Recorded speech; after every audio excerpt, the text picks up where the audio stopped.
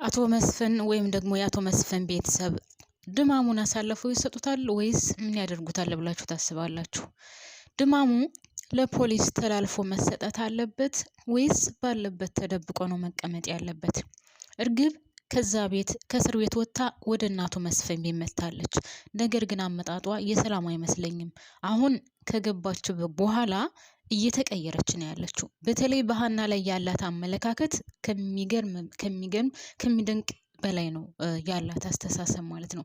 እኔ እርግብ እንደዚህ ትሆናለች ብዬ በጭራሽ አላሰብኩም ነበር። እርግጠኛ ነኝ ሁላችሁም እንደዛ ናችሁት ብዬ አስባለሁኝ።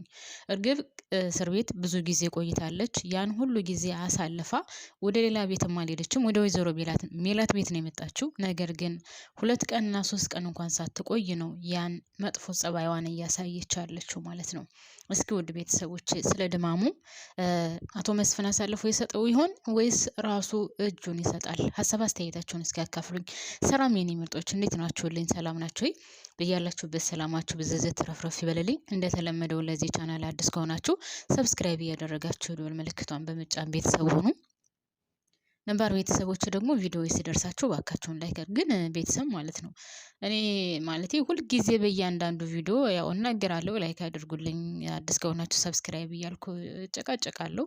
ግን ቤተሰብ ምን አለበት ሁላችሁም አዲስ የሆናችሁ ካላችሁ ቪዲዮ ሲደርሳችሁ ሰብስክራይብ አድርጋችሁ ደወል ምልክቷን በመጫን ቤተሰብ ሆኑ። ላይክም አድርጉልኝ እና ነባሮች ደግሞ ቤተሰቦች የሆናችሁ ፕሊስ በላይክ ተባበሩኝ። ላይክ አድርጉ ቪዲዮውን። ማርያም እንደናንተ ምንም የሚቀንስባችሁ ነገር የለም። ቪዲዮውን ከከፈታችሁት የላይክ ምልክቷን ጫን በሏት ማለት ነው። በተረፈ ስለምታበረታቱኝ ከልብ አመሰግናለሁኝ። ስለ ድራማውም ሀሳብ አስተያየት ካላችሁ እስኪ ሀሳብ አስተያየታችሁንም እንድታካፍሉኝ እፈልጋለሁ። እንግዲህ ያው የእዝራና የሀና ጋብቻ እንደማይሆን ነው የሚያሳየው። በፊትም ቢሆን የሁለታቸው ጋብቻ ሲጀምር እንደማይቀጥል ነበር። ያው ሁለቱ ብቻ ስለማያውቁ ወይም ለቤተሰብ ስላልተዋወቀ ነበር የቀጠለው። እኔ ግን እዚህ ላይ ማለት ነው ምናልባት የእዝራና የሀና ግንኙነት እንድቀጥል እንደሆን የምታደርግ ምናልባት ሰላም ልትሆን ትችላለች። ማለቴ ሰላም ከምናሴ ጋር ስታወራ ሰምታችኋት ከሆነ እኔ እዝራ የሚያውቀው ነገር ያለ አይመስለኝም። እዝራ በጣም መስኪንና በጣም ጥሩ የዋህ ልጅ ነው።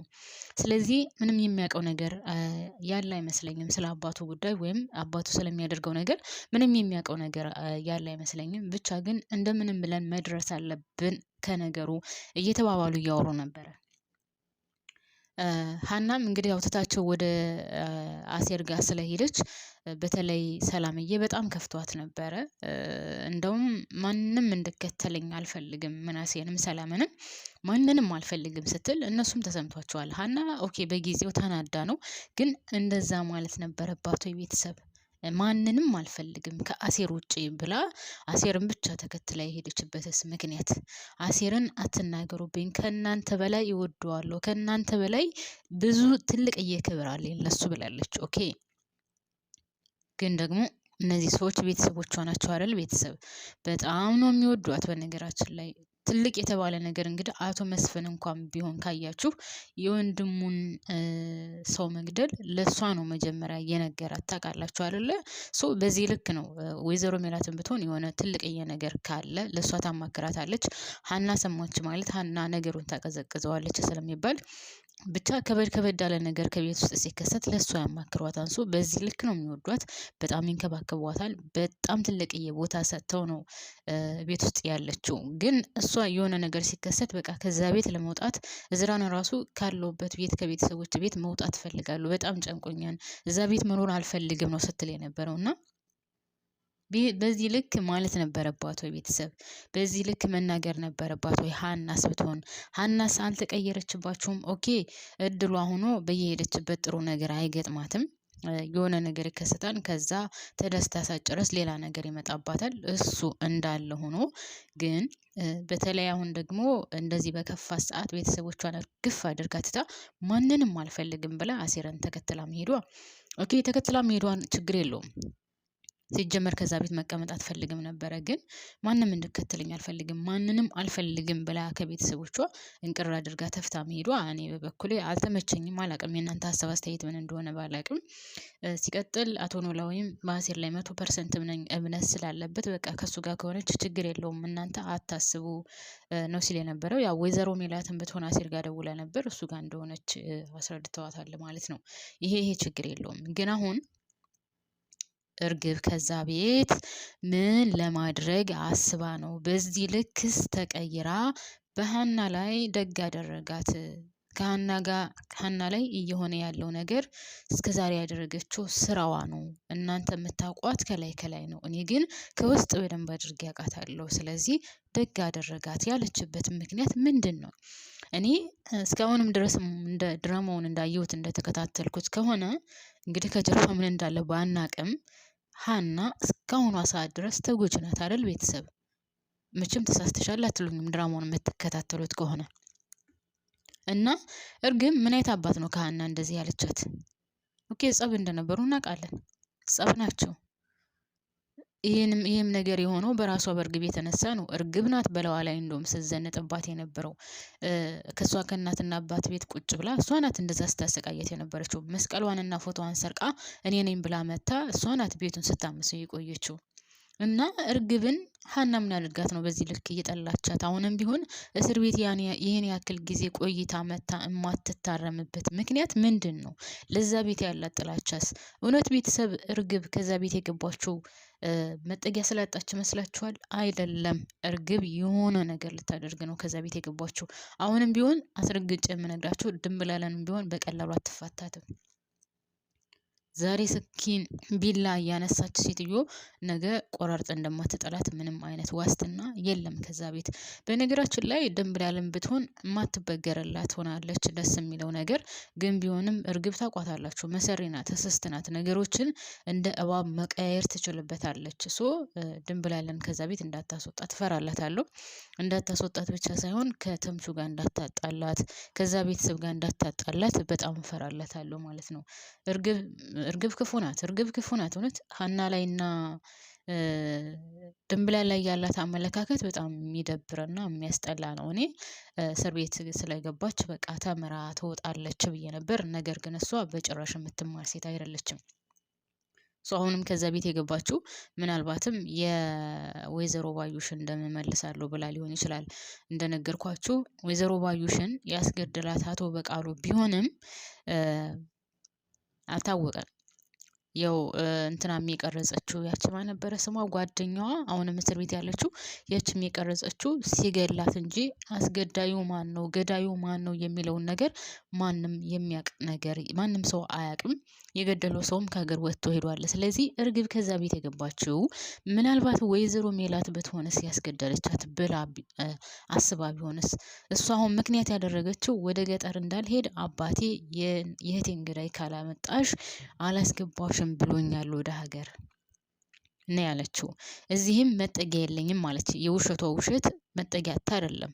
ከፋኖስ ጋር መቀመጥ ትችላለች። ፋኖስ ጋር ያላቸውን ቀረቤታ እናንተ ታውቃላችሁ። ፋኖስ ደግሞ ቤቷ በጣም ትልቅ ነው እና መሄጃ አጥታ ሳይሆን እርግብ ከዛ ቤት የተመለሰችው የሆነ ተንኮል አስባ ነው።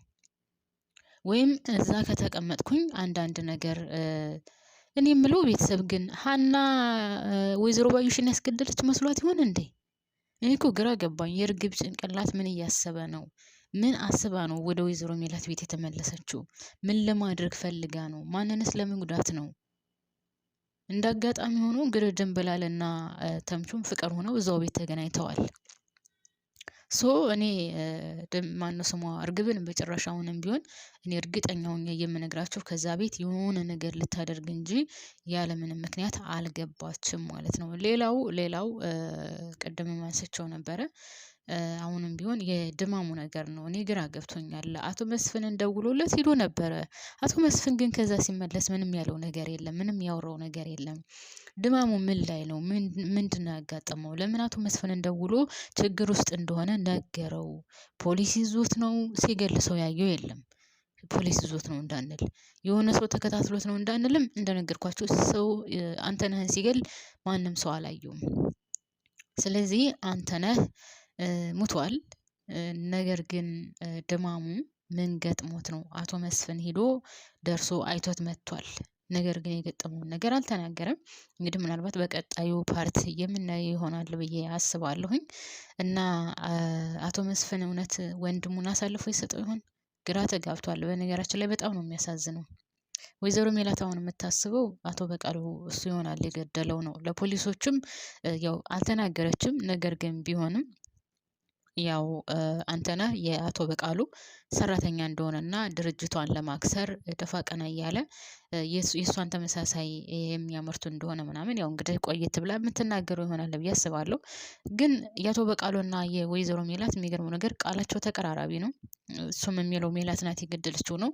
እሷም የምትለው ቃሉ ነው በቃሉ ነው የገደለው ነው የምትለው። ግን ከዚህ ላይ እንደው በጣም ያሳዝነኝ ማን እንደው ታውቃላችሁ? እዝራ ነው። እዝራ የአባቱን ማንነት ጠንቅቆ አያውቅም። ሀናስ ያው ቤተሰቦቿ ምን ችግር ውስጥ እንዳሉ ምናምን በደንብ ታውቃለች። እዝራ ግን አባቱ እስካሁን ድረስ የሚያውቀው በጣም መልካም፣ ቅን፣ የዋህ፣ ታታሪ ሰራተኛ ምናምን ልክ እሱን እንደሚንከባከበው እሱን እንደሚወደው ሌላውን ሰው የሚወድ ነው የሚመስለው እስከዛሬ ድረስ። አሁን ግን አባቱ ራሱ ካጠገቡ እንዲቀመጥ አይፈልግም። ስለዚህ ስለ አባቱ ማንነት ካሁን በኋላ በደንብ አድርጎ ያጠናል ብዬ አስባለሁ። ውድ ቤተሰቦቼ ደግሞም ያጠናል፣ በደንብ አድርጎ እንደሚያጠና 100% እርግጠኛ ነኝ። ምክንያቱም ማወቅ ስለሚፈልግ። በዛ ላይ ደግሞ ካስታወሳቸው ቤቲ በጣም ብዙ ነገር ነግረዋለች። እህቷ በሱ በአባቱ እንደታገተች ነግረዋለች። የእሷ አባት ማለቴ አቶ በቃሉ ነፍሰ ገዳይ እንደሆነም ነግረዋለች። ይህን እስከ ዛሬ ድረስ ካያችሁ ሊቀበል በጭራሽ አልፈልግም ነበር። አሁን ግን ሀናም ብትሆን ያው ከአንድም 2 ጊዜ በጥፊ መታ አባቱ በጣም ቆሻሻ እንደሆነ እንደተጫወተባት ምናምን ምናምን ብቻ በጣም ብዙ መናገር ያልነበረባትን ቃላቶች እዝራን ተናግረዋለች። ግን በጣም የሚያሳዝነው ነገር እዝራ የሚያውቀው ነገር የለም። ነገር ግን ወደ ራሱ ተመልሶ እውነታዎችን ሲያውቅ በጣም ይጎዳል ብዬ አስባለሁ። እና እናንተስ ምን ትላላችሁ? እስኪ ሀሳብ አስተያየታችሁን አካፍሉኝ።